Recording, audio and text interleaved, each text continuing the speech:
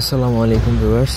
আজকে আমি আপনাদেরকে এমন একটা মন্ত্র দিব, এমন একটা ভিডিও দিব যেটা খুব অদ্ভুত কিন্তু অনেকেরই কাজে আসবে। মনস্থির অর্থাৎ আপনার স্বামী বা স্ত্রী যদি আপনার উপর স্থির থাকতে পারে না, সে অন্য কাউকে বিয়ে করে ফেলতে চায়, অথবা আপনার প্রেমিক প্রেমিকা আপনার সাথেও কথা বলে, অন্য কারোর সাথেও কথা বলে, এরকম যদি হয়, অথবা আপনার পড়ালেখায় মন বসে না, এক কথায় যে কোনো বিষয়ের উপর মনস্থির যদি করায় ফেলতে চান, যেমন তার সংসারের প্রতি মন নাই, স্বামী স্ত্রী হতে পারে, প্রেমিক প্রেমিকার ওই একজনের প্রতি মন নাই, 14 জনের সাথে কথা বলে, এইরকম 12 বাতারে টাইপের প্রেমিক প্রেমিকা স্বামী স্ত্রীর জন্য এটা খুবই ইফেক্টিভ।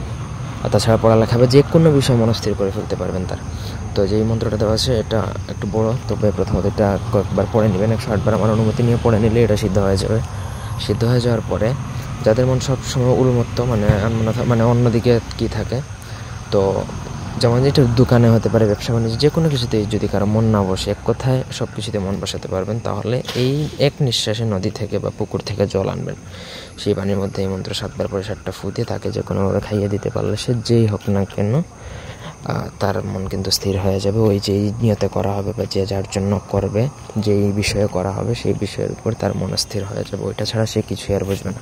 এখন স্বামী স্ত্রীর জন্য করলে ওইটা হবে, স্ত্রী স্বামীর জন্য করতে পারে, প্রেমিক প্রেমিকা, প্রেমিকা প্রেমিক, বাবা মা তার সন্তানের জন্য করতে পারে, পড়ালেখায় মন না বসলে সেটার জন্য করতে পারে, অথবা ব্যবসা বাণিজ্য বা যে কোনো কর্মকাণ্ডে বা কাজে যদি তার মন না বসে সেই জন্য করতে পারবে। অত্যন্ত ইফেক্টিভ, করার সঙ্গে সঙ্গে রেজাল্ট চলে আসবে এবং আপনি নিজে চোখে দেখবেন যে আগে সে কী ছিল আর বর্তমানে কী আছে। তো এই ছিল আজকের ভিডিও। ধন্যবাদ সবাইকে।